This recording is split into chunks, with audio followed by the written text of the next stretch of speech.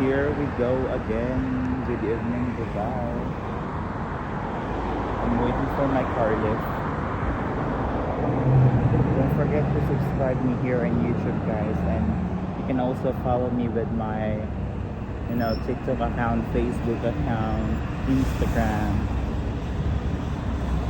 So for today's video is pauwi na po tayo. Ano ra yung permit kaya atong daily routine diri sa abroad, diri sa Dubai. Kumbaga work balay. So whenever there's a chance for sa inyong day off, para dili mo ma-bored, laag mo. Like at least every day before mo mag-sleep, walking gamay. Kay promise, it really helps. Tapos sa may sabi mo pamingaw kay sud kaayo ning homesick pa perminti dai kay nako hilak na lang kadahon di ko kaila diri na sige na hilak every night kay lagi gimingaw nahiraman jud diri sa abroad na mag-inusara. Pero on my end, I'm lucky enough because I have my partner with me and we live together and we work together actually. So kinda somehow maka-lesson sa kamingo, pero grabe guys, nagyapon may kauban sa work na bisag na yung mama diri sa Dubai ha, kauban sila homesick yapon siya, magsige yapon daw siya hilak. So unang kung namoy family sa abroad, ayaw kalimot na kumustaha sila sa ilang life, kung kumusta na sila, kumusta okay pa ba sila, kay di lang kay mo chat lang tag kailangan na to kwarta, no? Grabe sad. So wala palagi akong bus. Ay wala ka, sige, nilakaw na to. Diyos ko, gusto mag-extend og another hour pag waiting. Ano mo gani guys, diri sa Dubai, it's either mag-commute, like masakay ka metro, then bus. Ako kay subscribe nag-appeal ko car lift, which is pick and drop na siya.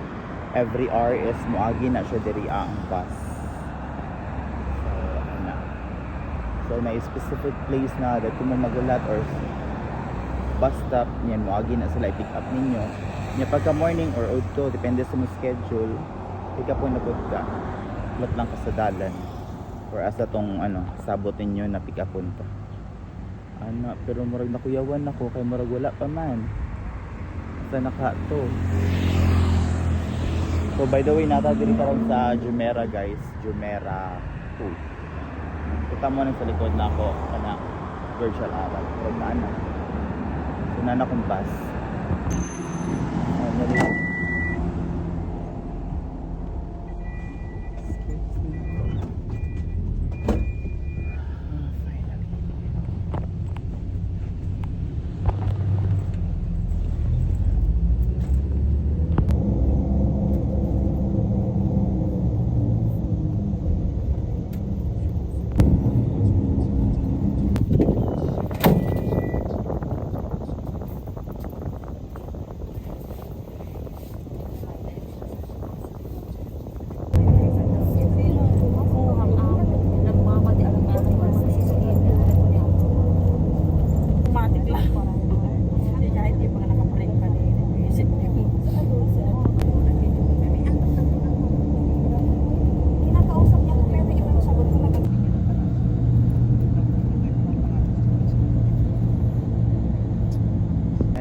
guys, nakababa na tayo ng bus. Dito na tayo sa Satwa, Dubai.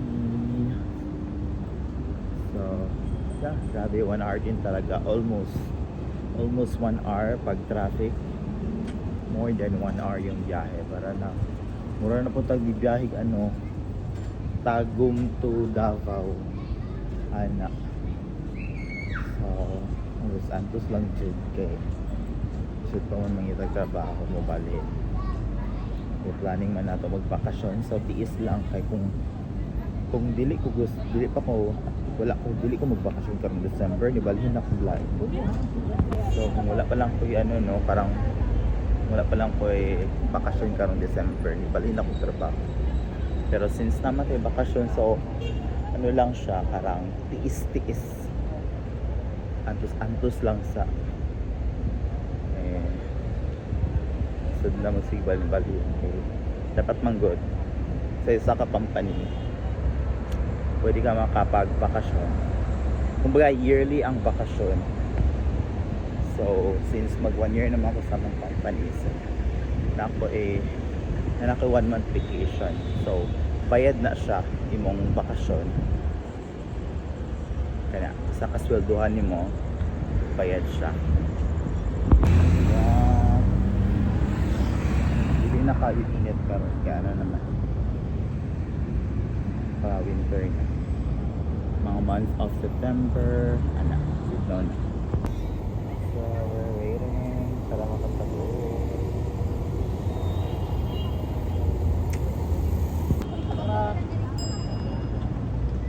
So kung nakadiri guys, numurar di kag nasa Manila kaya daghan yung Pilipino actually according sa balita 1 million na, more than 1 million ang population dito sa mga Pinoy.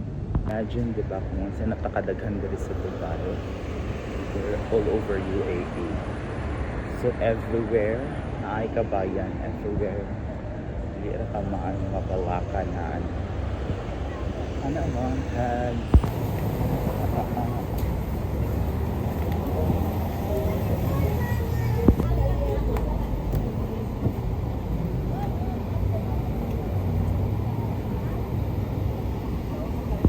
Hapit na ko sa building sa kanang design.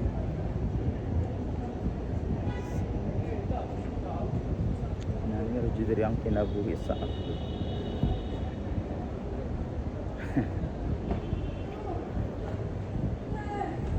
Ano dyan ang life sa abroad design. Work balay.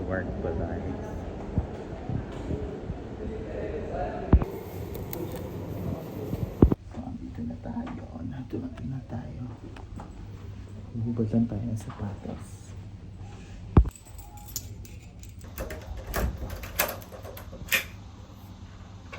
Taran! Ito yung room namin. Ito ba?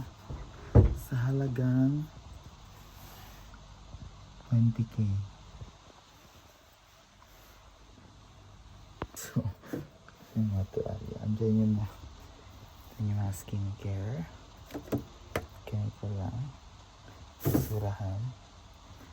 Tapos akit ka dito. May loaf bed. Andiyan. Diba? Good for 2 person lang talaga siya. Yung umarte be. Ang mahal ng bahay dito, diba? So, huwag ka lang umarte. Ganoon talaga dito sa Dubai. Pag pumunta ka, ganito yung ang magiging tirahan mo, loaf type na good for 2 person. Depende kung makukuha mo is kung ikaw lang naman mag-isa, mas better na kumuha ka na lang ng bed space. Pero yun nga, wala kang privacy. Yan yung magiging option mo dito pag yung napasukan mong company na wala silang free accommodation. So it's either magpa-partition ka gaya nito, loaf type, meron ding good for 1 person ito, meron ding bed space. So ganun. Yan yung mahal dito, bahay. Yung food, sakto lang din. Huwag mo na lang i-convert. Yung iba, sinasabi nila ang sarap daw ng buhay sa abroad. Ako, sasabi mo lang yan kung talaga yung sahod mo is sobrang laki. Yung sobra-sobra talaga bang bayad ng bahay, pagkain yun. Meron naman actually yung talagang mga swerteng nakahanap ng magagandang trabaho at magagandang sahod. So, yun lang, tsagaan lang talaga din dito. So, ayun lang. Thank you so much for watching and follow me for more.